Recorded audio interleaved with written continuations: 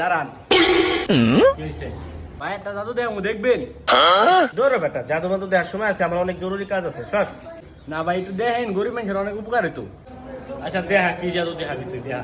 আমি জাদুটা কই দিবার পারবো আপনার কোন পকেটে কি আছে। যদি কই দিবার পারি তাহলে আপনি আমার 100 টাকা দিবেন, আর যদি না পারি আমি আপনার 1000 টাকা দিব।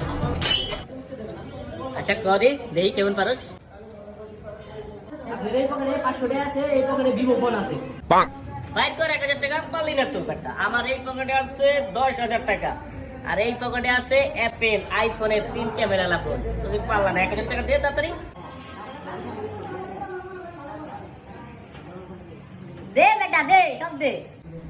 কি করে